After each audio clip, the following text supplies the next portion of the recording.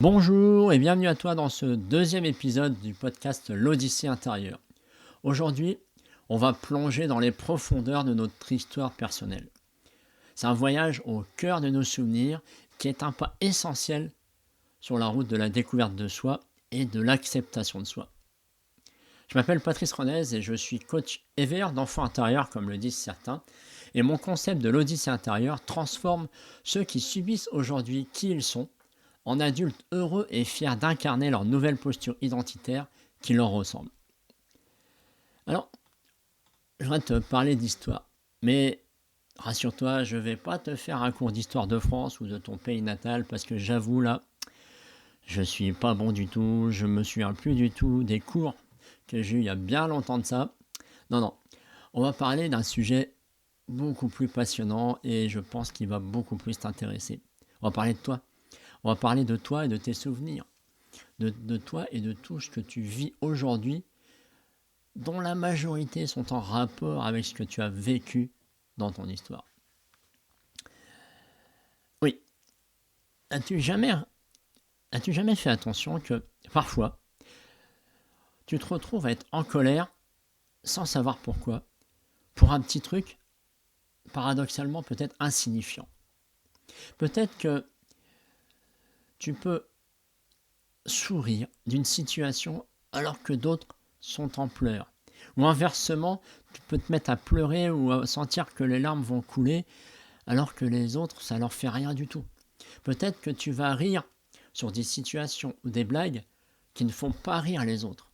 Et inversement, toi, tu peux rester de marbre devant une situation où tout le monde est mort de rire et toi, ça te fait rien du tout.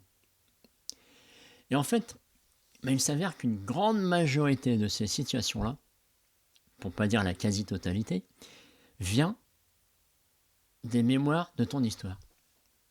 Et oui, on a tous une histoire, n'est-ce pas? Je ne sais pas quel âge tu as aujourd'hui, moi j'ai plus de 50 ans, donc j'ai 50 ans de vécu, d'historique, de situations drôles, moins drôles, difficiles, douloureuses, souffrantes, peu importe. C'est mon histoire. Et en fait, ce qu'il faut comprendre, c'est que la majorité de tes souvenirs aujourd'hui qui te font avancer ou qui te bloquent viennent d'un vécu entre 0 et 7 ans. Et c'est cette part-là qui est inconsciente, la majorité c'est inconscient, qui te crée des déclencheurs dans ta vie de tous les jours. Tout à l'heure, je te disais de ce moment où tu peux être en colère pour un rien, pour une petite broutille, une petite réflexion, pour un geste, pour un truc que tu vois, pour une odeur. Et en fait, en creusant, avec des outils que j'utilise pour creuser ça, tu vas t'apercevoir que c'est lié à une situation très très très souvent que tu as vécu entre 0 et 7 ans et qui te ramène ça, là. Et peut-être que quand tu étais gamin, peut-être que, je sais pas, tu avais quelqu'un de ton entourage qui t'embêtait, qui t'emmerdait, utilisons les mots comme ils sont, d'une certaine façon, peut-être qu'il se moquait de toi, comme moi je l'ai vécu, et puis hop, voilà, tu l'as un peu oublié. Et puis il suffit qu'on te fasse une réflexion dans le même esprit des moqueries, si on parle de moqueries, que tu avais vécu entre 0 et 7 ans, pour que te déclencher une colère, parfois explosive, et que les autres autour de toi ne comprennent pas du tout. Et ça, c'est lié à ton histoire, typiquement. Voilà, c'est lié à ce que tu as vécu. Tu peux te retrouver pris de grande timidité, alors que tu n'es pas timide, mais peut-être que ça me rappelle une histoire. En fait, c'est l'histoire d'une jeune fille qui devait avoir 6 ans à cette époque-là et qui jouait tranquillement chez elle, en chantant un petit peu, voilà, qui était toute guillerette, qui jouait chez elle. Et sa maman rentre énervé, fatigué de sa journée de travail et, euh, et la gamine, elle continuait à chanter tranquillement et la maman excédée par, par le bruit généré par sa fille, qui lui dit: «Ah écoute, tu m'agaces avec ta voix là, ça me vrille les oreilles». Et cette gamine là qui avait 6 ans, arrivée à 40 ans, elle nous apprend que elle n'ose pas faire parler sa voix parce que pour elle, elle a une voix qui n'est pas écoutable simplement par la petite réflexion que lui avait dit sa mère à 6 ans. Ça lui avait coupé son moment, ça lui avait coupé et ça lui a créé chez elle une croyance que sa voix est une voix de merde. Donc, comment veux-tu parler avec une voix de merde? Au même titre que moi, je l'avais subi à mon adolescence. Et donc, du coup, c'est tous ces petits moments-là qui sont intéressants d'observer. Donc, je te parlais dans l'épisode précédent d'avoir un cahier de suivi. Prends ce cahier-là pour identifier dans tes journées quelles sont les émotions que tu vis et qui peuvent être incompréhensibles pour toi. Parce que tu dis pourquoi je me suis mis dans cette émotion-là. Pourquoi j'ai eu cette réaction-là. Sans analyser, mais déjà d'identifier des trucs que tu comprends pas pourquoi tu as réagi de cette façon-là. Parce que tu verras qu'en apprenant à creuser ça, sans aller faire de la psychanalyse, ni de la psychothérapie, c'est pas là l'idée, mais c'est d'aller retrouver l'origine émotionnelle. D'accord? Parce que après, on peut, l'histoire, on peut pas la changer. Si on s'est moqué de toi, si on t'a dit par exemple arrête de faire ton timide, ou t'es trop nul, c'est pas la peine de continuer l'école, t'es vraiment trop nul, ou moi de toute façon t'y arriveras jamais, laisse tomber. Et tout ce que tu as entendu là, c'est engrammé dans ta tête, dans ton corps, c'est ce qui fait que tu es toi aujourd'hui. Mais est-ce qu'aujourd'hui ça te sert, ça? Peut-être que t'en as fait bon usage jusqu'à présent, parce que peut-être que ça t'a protégé. Si on t'a dit t'es nul, du coup tu t'es pas mis en avant. Comme ça t'a protégé d'une certaine façon, mais dans ta vie d'aujourd'hui, est-ce que ça t'aide?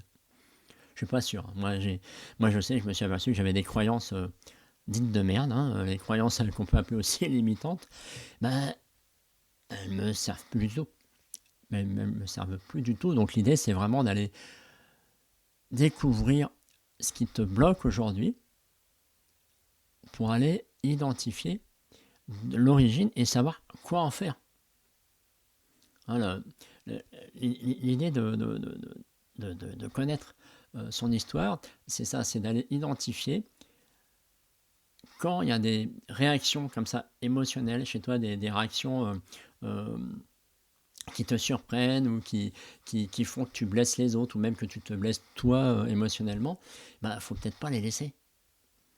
Puis après tu peux avoir des réactions de peur en prise de parole, et si toi tu es amené par exemple à devenir manager dans ton entreprise, ou si tu es amené à faire des conférences, ça va plus t'aider de réagir à la peur de prendre la parole. Donc il serait bien d'aller corriger ça et d'aller voir comment tu peux faire en sorte que cette histoire-là, même si elle existera toujours, émotionnellement, tu ne l'es plus. C'est ça qui est important à comprendre, c'est que il ne s'agit pas de renier son histoire, il ne s'agit pas de changer son histoire, même si parfois on voudrait bien, mais on ne peut pas. Mais par contre, tu peux clairement modifier le souvenir émotionnel de ton histoire.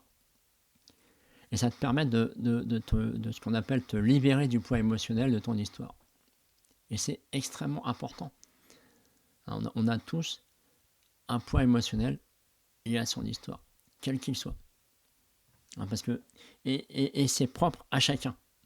je me souviens d'avoir lu une, une étude américaine qui avait été faite, je crois, dans les années 60 de mémoire, si je ne dis pas de bêtises, où ils avaient étudié sur plusieurs dizaines d'années le comportement de différentes personnes, depuis tout enfant jusqu'à l'âge, je crois, de 30 ou 40 ans.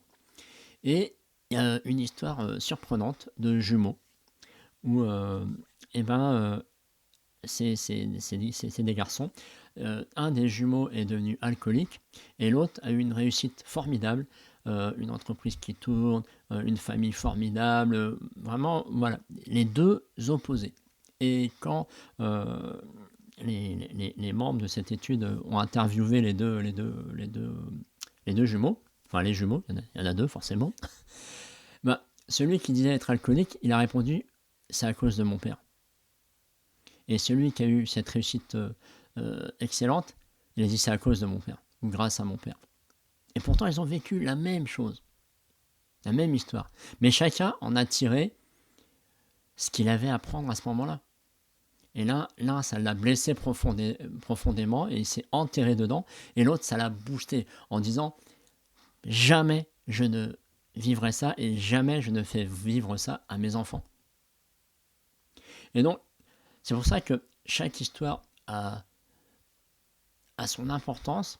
Et c'est pour ça que c'est aussi pour moi important que tu comprennes que cette charge émotionnelle que tu as par rapport à ton histoire, tu peux la changer. Et donc, le tout premier outil que je te partage ici, c'est vraiment d'identifier chaque phase que tu...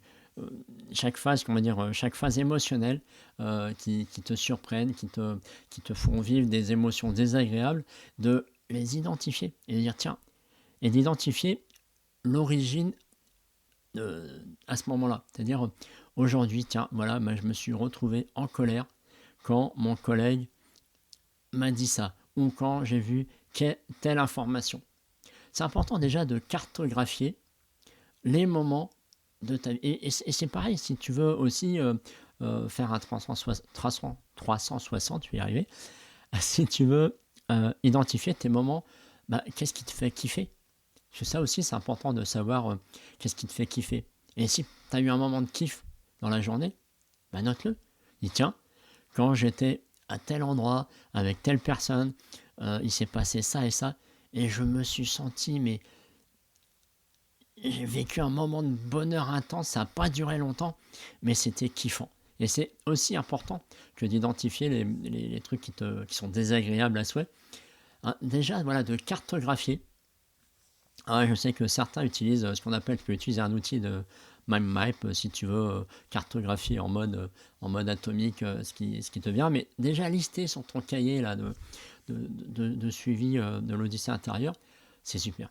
Ça te permet vraiment de savoir où tu vas pouvoir porter des actions. Parce que chaque émotion, je vais un peu anticiper sur d'autres sujets que j'aborderai sur des podcasts prochains, mais là je parle beaucoup d'émotions. Mais l'émotion que tu vis, c'est ton GPS. Souvent, et moi le premier, j'ai été coupé de mes réactions émotionnelles pendant des dizaines d'années. C'est-à-dire que je n'avais plus aucune réaction suite à mes émotions. C'était coupé. C'est-à-dire que je pouvais vivre un moment de joie et à l'extérieur, tu ne voyais rien du tout. Je pouvais vivre un moment de tristesse et à l'extérieur, tu ne voyais rien du tout. Donc, c'est comprendre que les émotions, c'est pas ça. On est dans un monde où on veut montrer uniquement ce qui paraît bien. Je parle des réseaux sociaux, là c'est l'apothéose. On ne montre que ce qui est beau, ce qui est kiffant, etc. Et qui est souvent du fake entre nous. Mais c'est pas que ça la vie. Et dans la vie, il y a toutes les émotions. Et les émotions, vraiment j'anticipe sur un prochain podcast, c'est si on voit l'étymologie du mot émotion, c'est émovere, c'est en dehors de, en mouvement. Et c'est pour te mettre en mouvement en dehors de toi. C'est-à-dire, si tu reçois une énorme joie, tu as envie de faire quoi? Tu as envie de danser, tu as envie de chanter, tu as envie de crier, tu as envie de lever les bras au ciel, tu as envie de crier ta joie. Et pourquoi tu ne ferais pas la même chose quand tu as vraiment une énorme tristesse? C'est ça aussi. Hein, avancer sur comment dire, l'allègement de son poids émotionnel, c'est ça aussi, c'est d'apprendre à faire que tu as des émotions, elles sont là, et ben embrasse-les. Hein, donc je te disais déjà, observe ce qui comment dire, ce qui te fait réagir aujourd'hui, et après tu verras en creusant un peu à quoi ça te ramène dans ton passé. Alors il ne s'agit pas d'aller plonger dans ces histoires merdiques, dans tout ce que ça peut avoir comme souffrance, mais c'est juste d'identifier. Et ah oui, ce que j'ai vécu là aujourd'hui, où je me suis senti vraiment comme une merde, je me suis senti pas bien, je me suis senti rabaissé. Ah bah oui. C'est peut-être que dans ta famille, ou certains de tes copains, si on peut appeler ça des copains, passaient leur journée à te rabaisser, à te dire que t'étais nul, que t'en valais pas la peine, que t'étais qu'un moins que rien. Et c'est juste ça. C'est juste identifier, aller cartographier ton histoire suite au déclencheur de situation que tu vis aujourd'hui. J'espère que c'est assez clair pour toi, parce que c'est vraiment une étape importante, voilà, de bien comprendre qu'est-ce qui fait qu'aujourd'hui j'ai ce type de réaction. C'est aussi qu'est-ce qui fait qu'aujourd'hui tu as tel ou tel comportement. Pourquoi tu es désagréable avec les hommes, ou avec les femmes, ou avec telle typologie de personnes, ou avec les peut-être avec les avocats, avec je sais pas. Et des fois, on s'aperçoit vraiment que on peut avoir les poils qui se hérissent d'être avec des personnes à responsabilité, parce que dans notre histoire, on avait quelqu'un qui était notre responsable. Alors ça peut être un éducateur, tes parents, et ça nous a créé un chapeau de personnes à responsabilité, à haut pouvoir, qui te met dans ce malaise. Et c'est pour ça que ça, vraiment, j'insiste là-dessus, parce que souvent on dit ouais, mais je veux pas replonger dans mon histoire, dans ma souffrance. Non. Il s'agit juste d'identifier le plus précisément possible. Tiens, ça, ce que j'ai vécu là, c'est lié à ce moment-là dans ma vie. Point barre. Il ne s'agit pas d'aller se replonger dans les émotions du moment, ça servira à rien du tout. Justement, parce qu'on veut s'en séparer. Donc, vraiment, c'est vraiment le gros message que je voulais te passer aujourd'hui, c'est que ton histoire, ce que tu es aujourd'hui, ce que tu n'aimes pas chez toi aujourd'hui, fait peut-être partie du poids émotionnel que tu travailles depuis des années. Hein. Moi, typiquement, longtemps, j'ai détesté ma voix, qui était très nasale. Pourquoi ? Parce que j'ai le palais fendu de naissance. Et pendant une paire d'années, entre autres jusqu'à l'adolescence, même si je faisais beaucoup d'orthophonie, j'avais la voix qui passait par le nez, donc ça me faisait une voix nasale, ce qu'on appelle nasale, très soufflée par le nez. Et je détestais m'entendre parler. Aujourd'hui, je dirais pas que ça me fait plus rien, mais c'est incomparable. Aujourd'hui, je suis capable de m'écouter, de réécouter des podcasts, mes podcasts pour voir si je dis pas trop de bêtises, de m'écouter en vidéo. Ça me va. C'est pas la meilleure voix que j'ai entendue, hein, on est d'accord. Hein, surtout si tu compares aux jeunes là, qu'on voit en ce moment là sur comment s'appelle l'émission, je sais plus, l'émission de chant là. J'ai oublié le nom subitement, mais voilà. Et peu importe.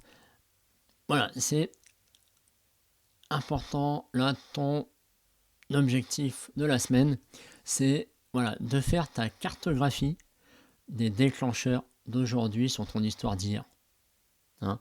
Donc je te rappelle, c'est vraiment prendre le temps, dans ton cahier le soir, de noter les situations que tu as vécues et qui t'ont fait vivre des émotions, voilà, des sensations pas agréables, entre autres, déjà, et d'aller surtout bien noter la situation présente, c'est-à-dire avec qui tu étais, dans quel contexte, est-ce que tu étais stressé ou pas au départ. Voilà, d'aller vraiment tout identifier et après d'aller dire, ok, dans mon histoire, est-ce que là, je suis en capacité d'aller retrouver un souvenir comme ça. Peut-être que tu vas pas t'en souvenir tout de suite, mais peut-être que tu vas te souvenir, tiens, il y a 5 ans, il y a 10 ans, il y a 20 ans, ah tiens, quand j'avais 5 ans, bah oui, bah oui, bah oui. Ou c'est peut-être en discutant avec ta famille, si tu as encore des relations avec eux, de discuter, tiens, est-ce que j'ai vécu ce type de situation dans mon enfance. Et peut-être qu'on va te dire, ah bah oui, il y avait toujours ton oncle qui était toujours en train de te charrier, de t'embêter par rapport à ça. Ah bah voilà, tu as la source. Okay, et fais-toi plaisir, fais la même chose avec toutes les émotions qui te mettent en joie, qui te donnent, tu sais, qui te font frémir. Là, quand tu vas, par exemple, tu regardes un film et subitement, tu as les larmes aux yeux ou ça te fait rire. Eh bien, note, apprends à te connaître. Apprends à te connaître pour être en capacité après de dire, tiens, je veux me refaire un moment de kiff, là j'en ai besoin, et bah tiens, je vais retrouver la scène dans ce film-là, où je vais me recréer la même situation pour retrouver du rire, de la joie, de la spontanéité. D'accord ? Et tout ça va t'aider dans ton processus à te reconnecter à qui tu es. Et bien évidemment, aller dans ton parcours d'acceptation de soi. D'accord ? Et c'est exactement ce que je fais je vais en parler un peu dans cet épisode, dans le programme que je propose. Donc j'ai un concept qui s'appelle l'Odyssée intérieure. Mais dans ce concept-là, pour l'instant, j'ai installé un programme qui s'appelle le Réveil de l'enfant intérieur. Et on va justement décortiquer toutes ces situations-là, du moins toutes celles qui te gênent au moment où on fait l'accompagnement, pour aller identifier les sources, les corriger, mettre en place d'autres émotions à la place, créer identifier aussi toutes les croyances que tu as autour de ton histoire, et qui te bloquent aujourd'hui, évidemment, et pour aller en mettre d'autres à la place, pour que tu puisses enfin, je dirais, aller à créer ce que j'appelle moi la nouvelle posture identitaire. Aujourd'hui, si tu as une posture de timide, enfin si tu es timide, ça veut dire que tu parles comme un timide, tu as une posture physique comme un timide, alors que si au fond de toi, tu sais que tu n'es pas timide, parce que dans certains contextes, tu n'es absolument pas timide, et on va travailler dans ce sens-là, pour créer tout ce qu'il te faut pour que tu sois cet homme ou cette femme heureuse, fière de lui, fière d'elle, droite dans ses bottes. Et c'est ce qu'on appelle la nouvelle posture identitaire, et créer tous les rituels qu'il faut pour cultiver cette nouvelle posture. Ok ? Donc, n'hésitez pas, faites-vous plaisir, dites-moi comment vous avez ressenti cet épisode-là, qu'est-ce qui vous a apporté, et revenez me suivre aussi sur Facebook, sur Patrice Renez. Voilà, je vous y retrouverai et échangerai avec vous avec grand plaisir. Sur ce, je vous souhaite une excellente semaine d'introspection. Faites votre exercice, je vous dis, c'est pas facile, mais c'est un excellent tremplin pour la suite. Sur ce, je vous dis bonne semaine et à bientôt. Salut.